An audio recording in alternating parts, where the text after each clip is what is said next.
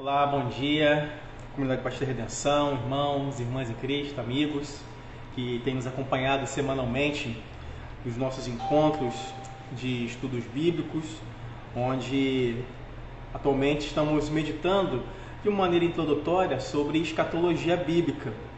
E eu tenho enfatizado aqui com vocês que nós temos analisado, refletido sobre escatologia bíblica a partir de um texto muito conhecido da palavra do Senhor, que se encontra no Evangelho de Mateus, no capítulo 24. A partir desse texto e de outros textos que estão relacionados a Mateus 24, como Marcos capítulo 13 e o Evangelho de Lucas capítulo 21, que são textos complementares que nos dão um panorama do que Jesus estava falando a respeito desse sermão escatológico. Temos compreendido aqui, a partir desses nossos estudos, eu quero incentivá-lo a assistir os estudos anteriores no nosso canal, se inscreva, aproveite, faça isso, na comunidade Batista Redenção, aqui em Campo Grande, faça sua inscrição, comente, faça suas perguntas, para que a gente possa crescer na graça e no conhecimento de Jesus Cristo. Nós temos analisado e feito uma abordagem desses textos, de repente, de uma maneira pouco convencional do que boa parte de nós como cristãos temos compreendido e interpretado Mateus 24. Geralmente, boa parte de nós como cristãos e de boa parte da igreja evangélica interpreta e lê Mateus 24 fazendo uma projeção para algo futuro, como se Jesus estivesse dizendo que aqueles acontecimentos proferidos pelos lábios de Jesus estariam para acontecer no futuro muito distante. A nossa leitura a partir desse texto e dos que eu falei anteriormente é um pouco diferente. Temos compreendido que a interpretação que se encaixa melhor nessas passagens é que Jesus estava se referindo a acontecimentos que de fato eram para o futuro para os discípulos daquela geração, dos quais muitos viriam aqueles sinais proferidos por Jesus no Evangelho de Mateus 24 e que de fato ocorreram com a destruição do Templo de Jerusalém no ano 70, quando o imperador Tito, o imperador romano, invade a cidade de Jerusalém e destrói por completo o templo, não deixando pedra sobre pedra.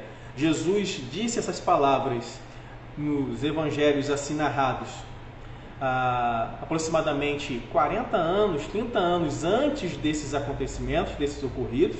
Então, aqueles discípulos, ao ouvirem essas palavras,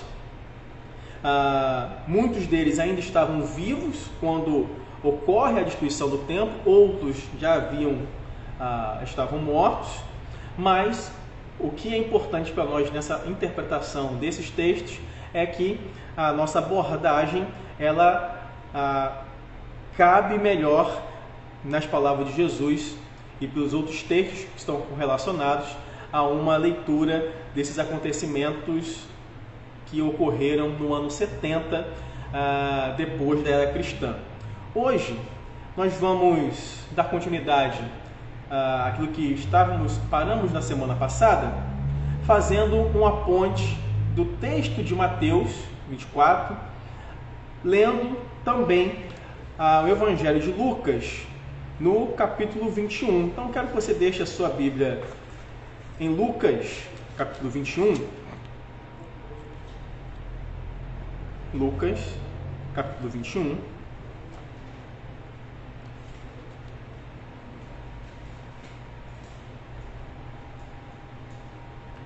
E nós vamos fazer a leitura a partir do versículo 5 em diante.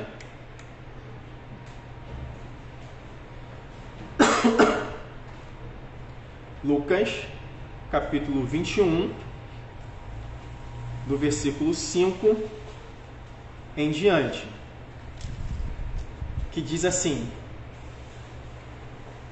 Falava alguns a respeito do templo, como estava ornado de belas pedras e de dádivas.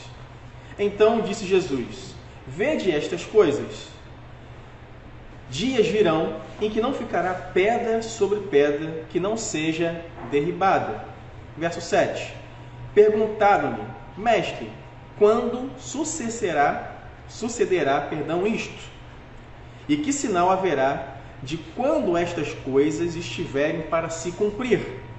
Respondeu ele: vede que não sejais enganados, porque muitos virão em meu nome dizendo: sou eu, e também chegou a hora, não o sigais. Quando ouvirdes falar de guerras e revoluções, não vos assusteis, pois é necessário que primeiro aconteçam estas coisas, mas o fim não será logo. Então lhes disse: levantar-se-á nação contra nação e reino contra reino. Haverá grandes terremotos, epidemias e fome em vários lugares, coisas espantosas e também grandes sinais do céu. Antes, porém, de todas estas coisas, lançarão mão de vós e vos perseguirão, entregando-vos às sinagogas e aos cárceres, levando-vos à presença de reis e governadores, por causa do meu nome. E isto vos acontecerá para que deis testemunho. Assentai, pois, em vosso coração de não vos preocupardes com o que haveis de responder, porque eu vos darei boca e sabedoria a que não poderão resistir, nem contradizer todos quantos se vos opuserem. E sereis entregues até por vossos pais, irmãos, parentes e amigos, e matarão alguns de vós. De todos sereis odiados por causa do meu nome. Contudo, não se perderá um só fio de cabelo da vossa cabeça. E na vossa esperança que ganhareis a vossa alma. Verso 20. Quando, porém, virdes Jerusalém sitiada de exércitos, sabei que está próxima a sua devastação. Então, os que estiverem na Judéia, fujam para os montes. Os que se encontrarem dentro da cidade, retirem-se. E os que estiverem nos campos, não entrem nela. Porque estes dias são de vingança, para se cumprir tudo o que está escrito. Ai das que estiverem grávidas e das que amamentarem naqueles dias, porque haverá grande aflição na terra e ira contra este povo. Cairão a fio de espada e serão levados cativos para todas as nações. E até que os tempos dos gentios se completem, Jerusalém será pisada por eles. Continuando ainda, verso 25. Haverá sinais no sol, na lua e nas estrelas, sobre a terra, angústia entre as nações e perplexidade por causa do bramido do mar e das ondas. Haverá homens que desmaiarão de terror e pela expectativa das coisas que sobrevirão ao mundo, pois os poderes dos céus serão abalados. Então se verá o Filho do Homem vindo numa nuvem com poder e grande glória. Ora, ao começarem estas coisas, suceder, exultai e erguei a vossa cabeça, porque a vossa redenção se aproxima. Até aqui. Quando nós fazemos a leitura paralela de Mateus 24 e Lucas 21, conforme foi lido aqui, nós vamos perceber algumas palavras importantes que Lucas menciona e que não estão descritas, por exemplo, no Evangelho de Mateus. Vocês vão recordar que nas aulas anteriores, eu pontuei aqui que existem diferenças das narrativas desse mesmo texto, dessa mesma história, do Evangelho de Mateus, de Marcos e de Lucas. Por que isso, pastor? Porque o auditório, o público que iria ouvir estas palavras eram diferentes. Entende? Então, quando você vai ler o texto bíblico, precisamos saber qual é a audiência, qual é o público, quem são os ouvintes daquela mensagem. E isso é importante para a gente distinguir e procurarmos fazer uma boa interpretação do texto bíblico. Continuando, quando a gente lê então Lucas 21, atentamente, vamos observar que as expressões utilizadas por Lucas, elas não estão se referindo, assim como a primeira parte que nós lemos de Mateus 24, a um fim do mundo, como que todo o planeta Terra seria destruído. Mas a ideia que traz para nós aqui, nesse texto que nós acabamos de ler de Lucas 21, é uma um julgamento, são uma expressão de julgamento de Jesus contra a nação de Israel. E isso nós já vimos nos estudos anteriores, no Evangelho de Mateus, no capítulo 23, quando Jesus está proferindo os famosos ais, né, que são expressões que aparecem também no Antigo Testamento por meio dos profetas, que tem uma linguagem de juízo da parte de Deus contra as nações. Toda vez que você lê nas Escrituras, principalmente no Antigo Testamento e também no Novo, essa expressão, ai daqueles, ai de vós, são expressões que aparecem no Antigo Testamento da parte dos profetas que Deus utilizou para trazer uma palavra de juízo contra as nações e até mesmo contra o seu próprio povo, contra o próprio povo de Israel. Nos Evangelhos, no capítulo 23 de Mateus, conforme nós já vimos, Jesus usa essas mesmas expressões contra os escribas e os fariseus, dizendo que aquela geração, aquele povo, por negá-lo, por trazer um peso maior a respeito da palavra àquelas pessoas, seriam motivo de juízo da parte de Deus. E qual seria um desses juízos da parte de Deus sobre a nação de Israel? De acordo com a leitura que continua em Mateus 24 e aqui Lucas 21, é que a nação de Israel, pelas palavras de Jesus, o templo de Jerusalém seria completamente destruído. Essas palavras, na cabeça de um judeu, principalmente no Evangelho de Mateus, iriam fazê-los remeter, ou pelo menos deveriam se lembrar do que aconteceu eles ouvindo as histórias e lendo a palavra do Senhor, quando o povo de Deus, no Antigo Testamento, quando foi erguido o templo de Salomão, né, durante muito tempo, uma construção grandiosa, magnífica, mas devido ao pecado do povo, e vocês vão lembrar muito bem, o povo caindo na idolatria, em desobediência ao Senhor, quebrando a aliança que Deus havia feito com o seu povo, Deus iria enviar uma nação para o quê? Em juízo, que iria levar, dispersar, separar aquele povo, a nação de Israel, levá-los cativos para o Império Babilônico.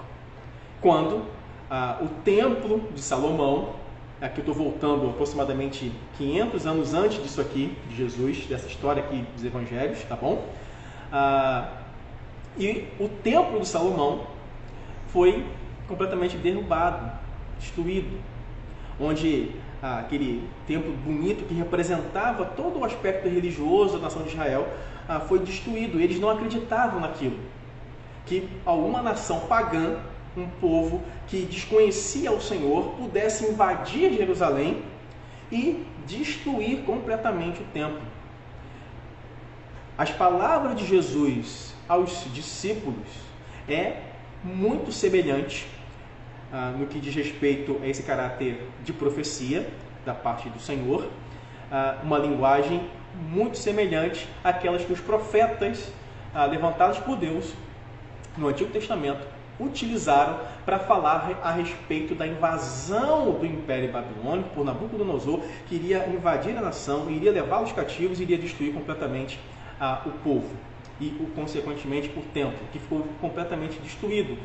É nesse contexto, mais na frente, que a gente vai observar os livros de Esdras, Neemias, que alguns profetas menores, que é uma tentativa de reconstrução dos muros, da cidade, do templo, né? Que é reconstruído no meio dos profetas, nesse contexto dos profetas menores, mas esse templo não era mais como o templo de Salomão, grande, portenhoso, bonito. Não, era um templo bem simplesinho, bem modesto, comparado com o templo de Salomão.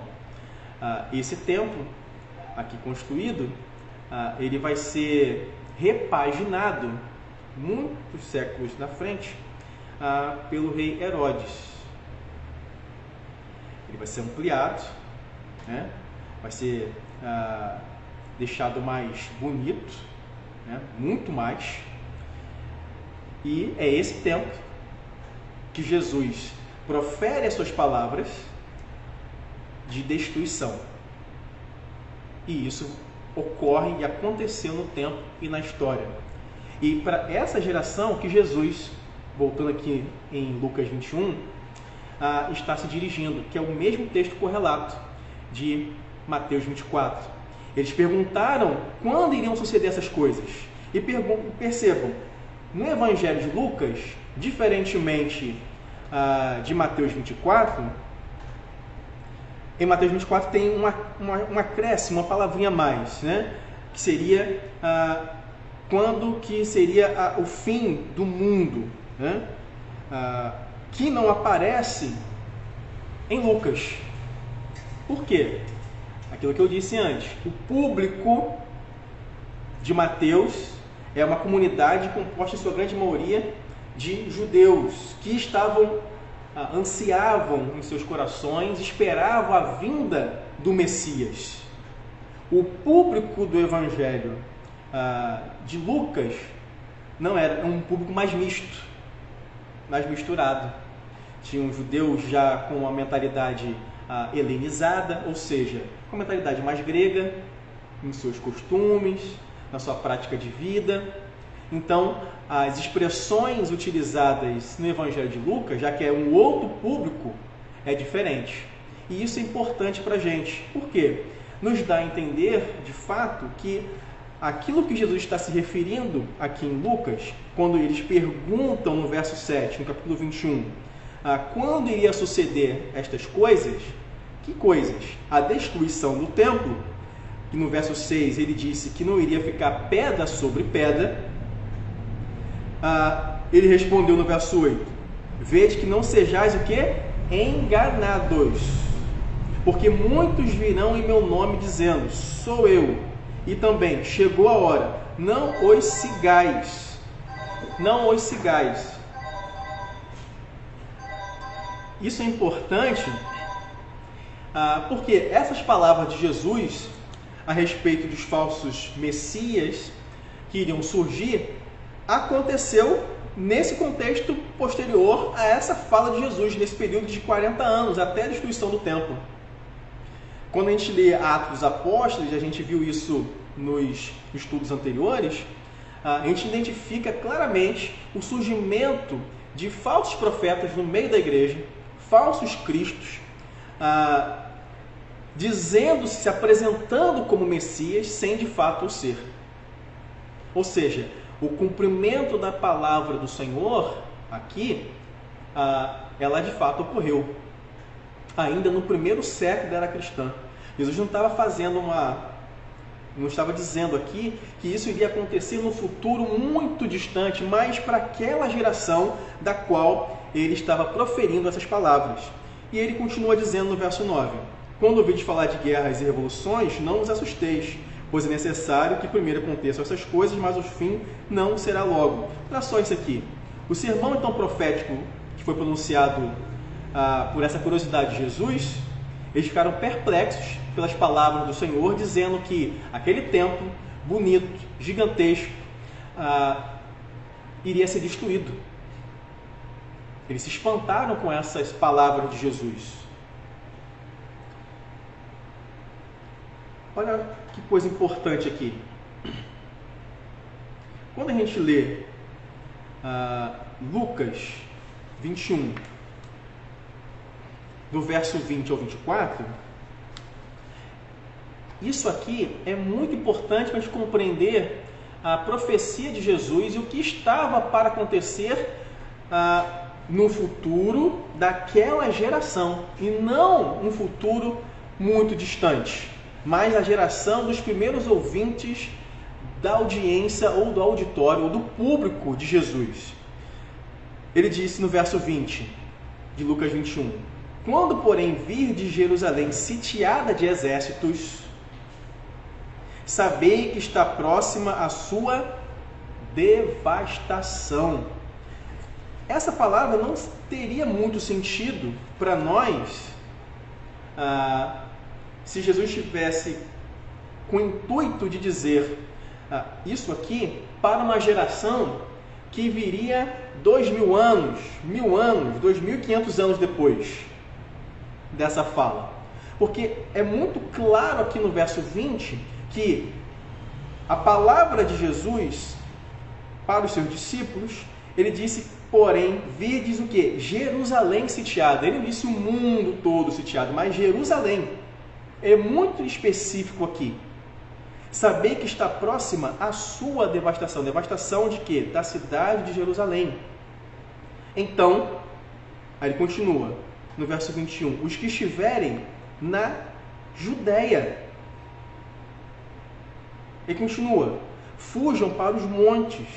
Os que se encontram dentro da cidade, retirem-se. E os que estiverem nos campos, não entrem nela. Geograficamente aqui, a palavra de Jesus é para quem? É para aquele público. Quem morava em Jerusalém, para quem morava nas cidades vizinhas de Jerusalém. Imagina, vamos tentar contextualizar para a gente aqui. Vamos imaginar que Jesus tivesse dito essa palavra aqui em Campo Grande, né? E dissesse o seguinte, quando porém virdes Campo Grande sitiada de exércitos, sabei que está próxima a sua devastação. Então, os que estiverem um bairro daqui, Belclima, fujam para os montes. Os que se encontrarem dentro da cidade, retirem-se. Os que estiverem numa garça, não entrem nela. Dando um exemplo aqui, contextualizando, para a gente entender. Percebam, essas palavras eram direcionadas então para aquele público, para aquela localidade, para aquela cidade, no caso aqui, para uma nação que era a cidade de Jerusalém. Continuando, verso 22. Porque estes dias, não naqueles dias como algo futuro, porque estes dias, quando acontecerem isso, são dias de vingança, para se cumprir tudo o que está escrito. Até aqui, a gente depois continuar a leitura.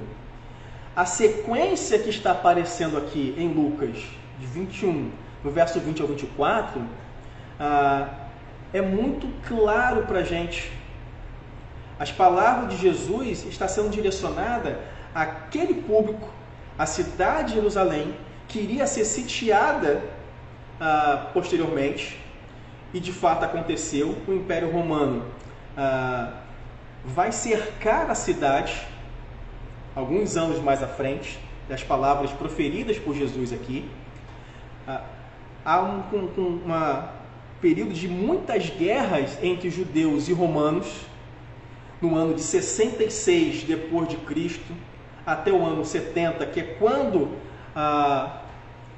o Império Romano toma a cidade de Jerusalém por completo, invade a cidade e a destrói completamente, e os judeus daquela cidade de Jerusalém são dispersos e vão para outras localidades, ok? Tudo isso como um cumprimento da palavra do Senhor, que a palavra de juízo contra a sua própria nação, devido ao seu próprio povo ter rejeitado o Messias, ter ignorado a palavra de Deus, e como um cumprimento dessas palavras proféticas de Jesus, o povo seria disperso, como de fato aconteceu, ok? Continuando. Então, essa leitura que é mais comum entre nós, de colocarmos esses textos como algo muito à frente do seu tempo, numa leitura atenta como essa, não faz muito sentido Jesus dizer essas palavras para aquele público que ali estava, se aquele público não fossem os primeiros a serem alcançados pela palavra do Senhor. Aí ele continua, no verso 23, do capítulo 21 de Lucas. Ai das que estiverem grávidas e das que amamentarem naqueles dias. Que dias? Os dias que vierem a perseguição do Império Romano na cidade de Jerusalém, quando eles invadirem a cidade e cercarem. Ele está falando exatamente das mulheres judias que estiverem grávidas nesse período e que amamentarem nesses dias, porque haverá grande aflição na terra e ira contra esse povo. Documentos, né? Aí entra a questão histórica, que eu não vou aprofundar aqui, porque não é o nosso objetivo, apenas um breve recorte, que mostram para a gente que esse período aqui houve um banho de sangue em Jerusalém. Porque de 66 até 70, devido a muitas guerras, resistências do povo judeu em relação a Roma, muitos enfrentamentos, muitas pessoas morreram aqui. Muitos, não foram poucos. Muita gente. E no ano 70, quando o Império Romano invade, isso aflora ainda mais. Né? Aflora ainda mais. Continuando. Então, as palavras de Jesus, aqui, ele recomenda que as pessoas fujam da cidade de Jerusalém antes da sua destruição. Cita as grávidas aqui, conforme nós lemos, e a dificuldade que elas poderiam enfrentar naquele contexto de grande perseguição e destruição. Verso 24. Cairão a fio de espada e serão levados cativos para todas as nações. E até que os tempos dos gentios se completem, Jerusalém será pisada por eles. Como de fato aconteceu. O Império Romano, representado aqui como o povo gentio, ao pisar, ao destruir a cidade de Jerusalém, comprova essas palavras de Jesus da sua destruição que aconteceu no tempo e no espaço, no ano 70. Se nós fizermos um recorte rápido aqui e voltar lá brevemente para Mateus 24, marca aí Lucas 21 e voltemos lá rapidamente para Mateus 24, no verso 15, diz assim: esses textos, eles são textos paralelos, tá, gente? Eles precisam ser lidos para a gente entender bem a palavra de Jesus aqui. Quando, pois, virdes o abominável da desolação, de que falou o profeta Daniel, no lugar santo, quem lê, entenda. Aí no verso 16, o que diz? Então, os que estiverem na Judéia, fujam para os montes. Quem estiver sobre o eirado, não desça a tirar de casa alguma coisa. E quem estiver no campo, não volte atrás para buscar a sua capa. Verso 19. Ai das que estiverem grávidas e das que amamentarem naqueles dias. Orai para que a vossa fuga não se dê no inverno, nem no sábado, porque nesse tempo haverá grande tribulação. Que tempo de tribulação é esse? Esse que o Império Romano vai invadir, vai tomar conta de Jerusalém. E se você está atento a essa leitura de Mateus 24, ela é muito semelhante em bons aspectos ao texto de Lucas 21 que nós acabamos de ler. Aí ele continua: como desde o princípio do mundo até agora não tem havido e nem haverá jamais. Olha só, isso aqui é muito importante para nós aqui no verso 21.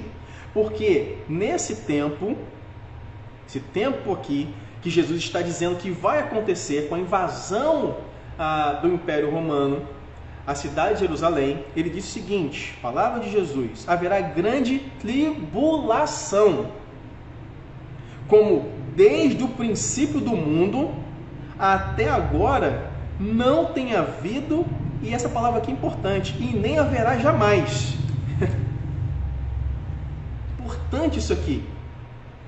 Muito pertinente essa fala de Jesus, que nós temos no nosso meio a forte tendência de qualquer acontecimento catastrófico que acontece no mundo hoje, nós rapidamente associamos ao fim do mundo, é ou não é verdade? Estamos vendo agora o que está acontecendo ali no Oriente, no Afeganistão, e automaticamente começam a borbulhar textos, mensagens, ideias. Está vendo o que está acontecendo? Jesus está voltando. E a gente começa a pensar e fazer essas abordagens a partir dos últimos acontecimentos do jornal. Mas olhando para o texto que nós acabamos de ver aqui, de Mateus 24, quando Jesus disse a respeito da grande tribulação, como desde o princípio do mundo até agora não tem havido e nem haverá jamais. Isso é muito importante para nós. Essas temáticas, elas serão abordadas mais à frente, tá? Mas eu quero deixar você com essa pulguinha aí atrás da orelha, para a gente pensar sobre, quando tratamos de grande tribulação na escatologia bíblica, qual é a visão que você tem dessa expressão? Será que a nossa imagem, a nossa percepção, quando lemos e falamos sobre grande tribulação, é sempre pensando nas catástrofes que acontecem a cada ano, a cada período? Se voltarmos 20 anos atrás, a grande tribulação, a volta de Jesus, seria quando as torres gêmeas caíram. Muitos vão lembrar disso. Quando nós vimos, espantados pela televisão, muitos de nós, as torres nos Estados Unidos sendo completamente destruídas por aqueles aviões. E nós pensamos, meu Deus, isso é o cumprimento da palavra do Senhor. Jesus está às portas, seremos em breve arrebatados. E já se passaram 20 anos após aquele acontecimento, e outras catástrofes vieram, como o tsunami, 3 anos depois, e outros momentos de guerras e difíceis que foram acontecendo. Agora, o que estamos observando lá no Afeganistão. Então, será que a nossa mente, quando pensamos sobre grande tribulação, ela está sempre pautada nos últimos acontecimentos do nosso tempo, ou nós precisamos resgatar e pensarmos isso à luz da palavra do Senhor e o que ela de fato nos ensina a respeito do que é essa grande tribulação? Continuando aqui, para a gente poder fechar esse nosso estudo, para poder abrir aqui para dúvidas e perguntas, tá bom?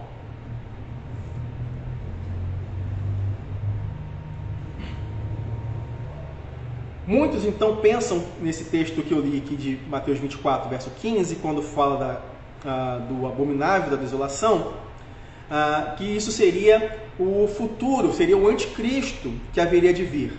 Só que, quando a gente olha para o Evangelho de Lucas, aí volta lá para Lucas, no capítulo 21, o verso 20,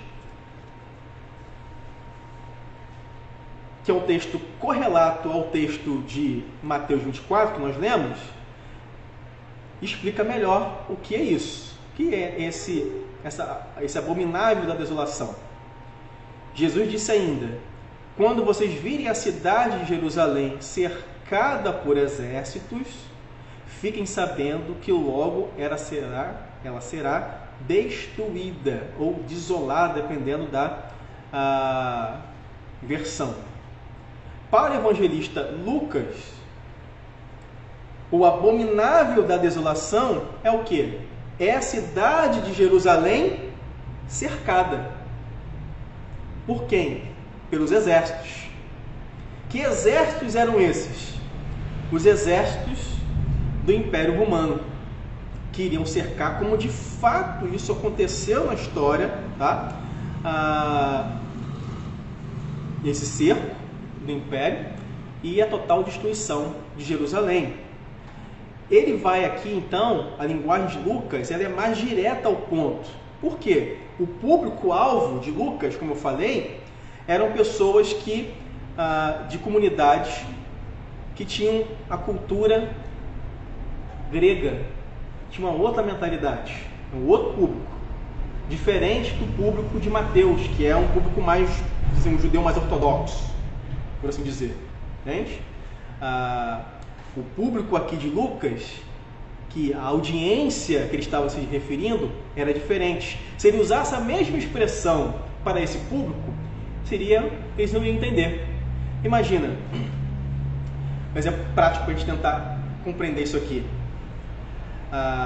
Aqui no Rio de Janeiro, nós chamamos aquele pé bonitinho de mandioca de aipim, né? Mas em outros estados só chama de mandioca. Mas é a mesma coisa. Se a gente chegar lá e falar aipim, dependendo do lugar onde estiver, a pessoa, o que é isso? Tem nomes diferentes, às vezes, para uma fruta, para um legume, né? Que num estado chama-se de um jeito, em outro estado é outro, mas é a mesma fruta, né? Aqui nós chamamos chamamos de tangerina, mas em outro estado, acho que o Espírito Santo, se me fala a memória, é mexerica. Se chegar lá e falar, tangerina, oi? Ele não vai entender, ele não vai compreender. Então, quando a gente olha o texto bíblico, existe também essas diferenças, porque o público que vai ouvir é diferente. Então, eu tenho que usar uma expressão que aquele público, o quê? Entenda o que está sendo dito, né? Continuando aqui.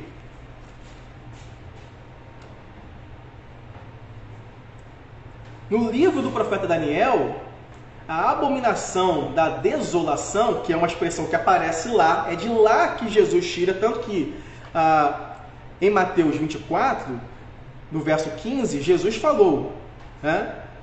Quando, pois, virdes o abominável da desolação, de que falou o profeta Daniel. Então Jesus, que conhecia muito bem a palavra do Senhor, ele não está inventando essa palavra, ele está tirando isso da própria Bíblia, lá do profeta Daniel. Para dizer o quê? Essa palavra, essa expressão, abominável da desolação, lá no livro do profeta Daniel, que é muito anterior a Jesus, ok? Ela foi dita, uma palavra de profecia, que iria ocorrer mais à frente. Em que contexto?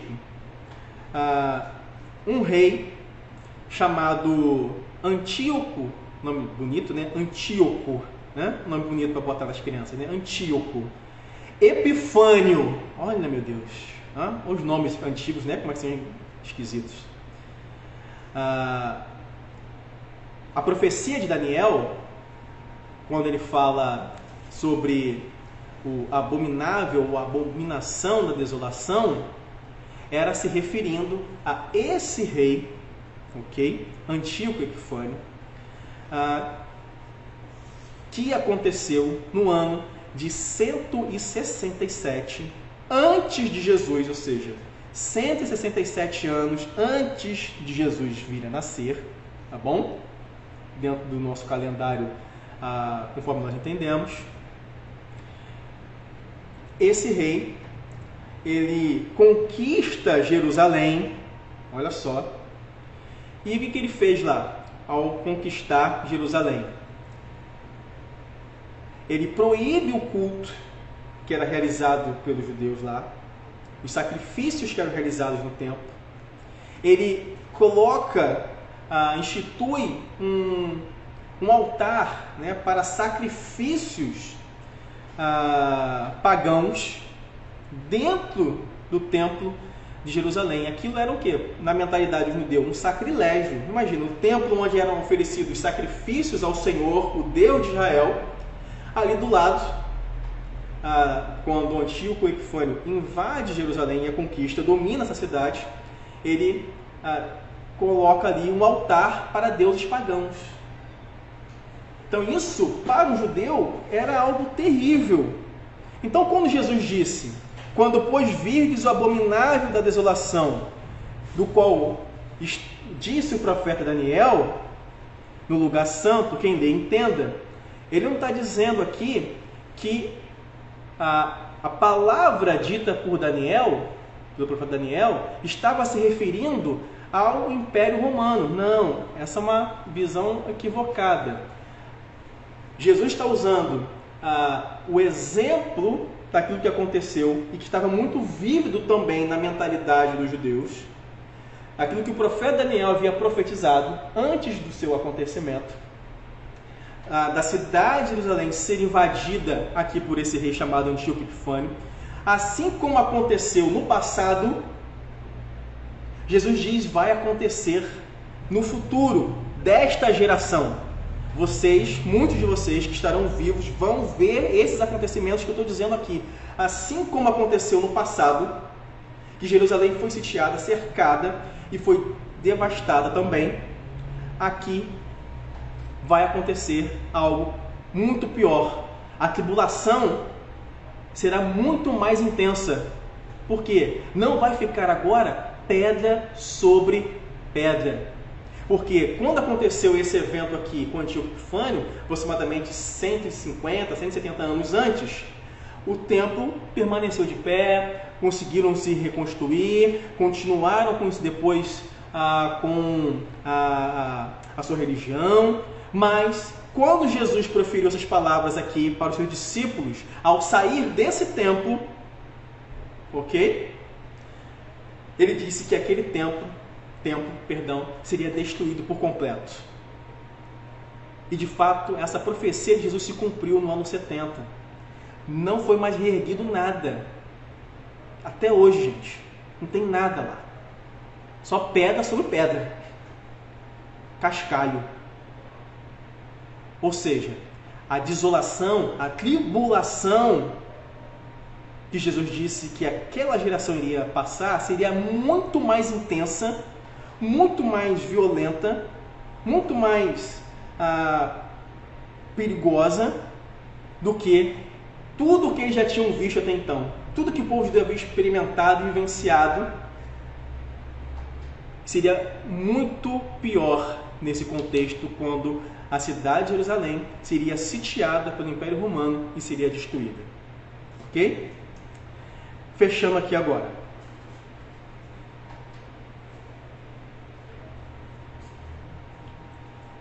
Por que a destruição, então, de Jerusalém é importante entendermos isso lendo esses textos de Mateus 24 e Lucas 21, conforme nós vimos aqui?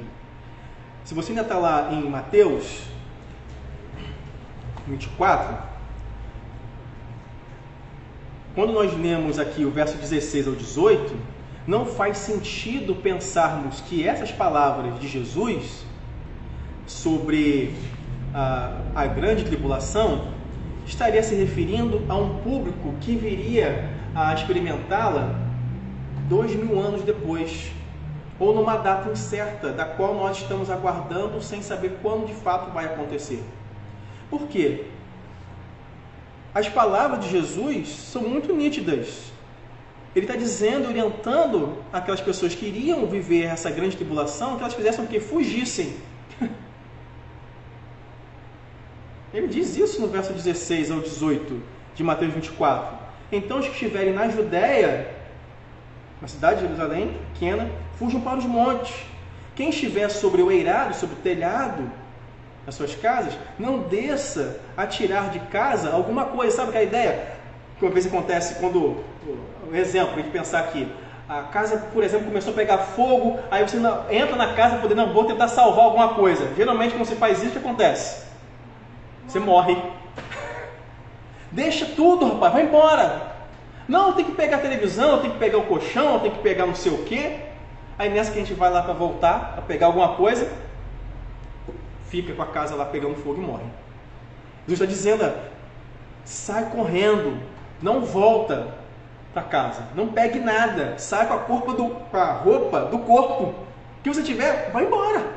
Fuja, não espere. Aí está dizendo, verso 16 e 17, quem estiver no campo, não volte atrás para buscar a sua capa. Vai embora, olha para frente. Não faz sentido ler esses textos e pensarmos que essas recomendações de Jesus seriam para algo que iria acontecer muito tempo depois, muito distante daquela geração. E nós já vimos isso nos estudos anteriores, que as palavras de Jesus, elas estão direcionadas para aquele público primeiro que iriam receber essas palavras dos seus discípulos, e essas profecias se cumpriram cabalmente ainda no primeiro século da era cristã. A destruição do templo de Jerusalém no ano 70, ela simbolizou uma mudança para a nova aliança. Aqueles sacrifícios que existiam no Antigo Testamento para se aproximar do Senhor, receber perdão dos pecados, né? Não faria mais nenhum sentido. Porque agora estamos vivendo a nova aliança no sangue do Cordeiro, irmãos. O sangue de Cristo, que tira o pecado, sem haver mais necessidade de reprodução desse mesmo sacrifício. Fechando aqui. Esses textos, então, aqui lidos hoje, em Mateus 24 e Lucas 21, mostram para nós que a tribulação, da qual muitos de nós às vezes pensamos e apontamos ela para algo muito distante, ela foi um evento local. E Jesus disse isso em Mateus 24, quando nós lemos no verso 21, porque nesse tempo haverá grande tribulação, como desde o princípio do mundo até agora não tem havido e nem haverá jamais.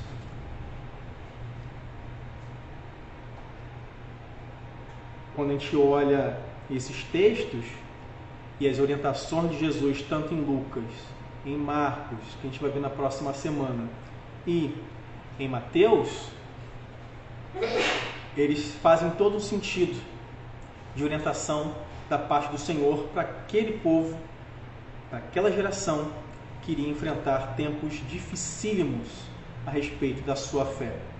Quando a gente olha quando o templo é destruído no ano 70, se você ler depois em casa com calma a carta aos Hebreus, é muito interessante e muito elucidativa para a gente compreender muita coisa que está acontecendo aqui. A carta de Tiago, porque a nação está dispersa. A carta de Tiago é um chamamento para aqueles que estão na dispersão.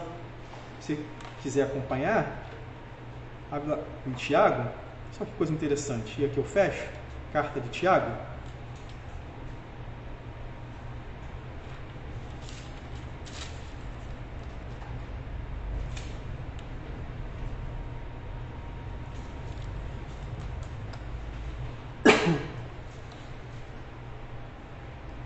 Capítulo 1,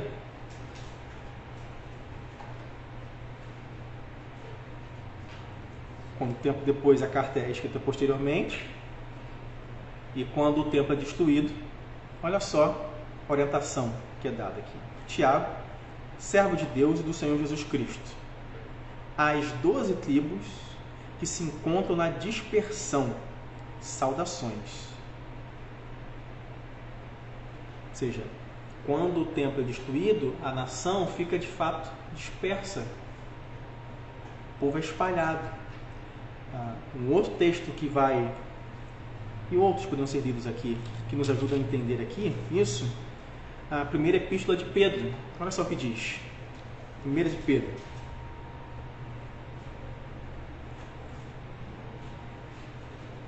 O povo fica disperso. 1 Pedro, capítulo 1, verso 1. Olha o que diz o apóstolo Pedro.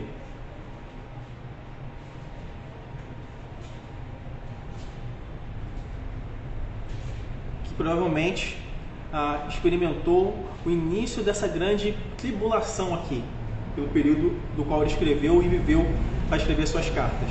1 Pedro 1, verso 1 diz: Pedro, apóstolo de Jesus Cristo, aos eleitos que são forasteiros da dispersão no Ponto, Galácia, Capadócia, Ásia e Bitínia. Todas cidades, regiões onde, após esse período, a nação, os cristãos, os judeus, estão sendo o quê? Dispersos, espalhados por todos esses lugares aqui, como forasteiros. Cumprindo-se então a profecia de Jesus a respeito da destruição do templo de Jerusalém, que ocorreu no ano 70. Fechamos aqui nessa manhã nesse nosso quarto encontro. Na semana que vem nós vamos falar um pouco mais, fazendo uma análise, ainda que sucinta, sobre escatologia bíblica que nós temos nos proposto a fazer, analisando esses textos de Mateus 24, agora com o texto de Marcos capítulo 13, que é muito importante também, tá bom? Espero que você tenha sido edificado nesse nosso encontro. Deus abençoe a sua vida, a sua semana. Fique com Deus. Até a próxima.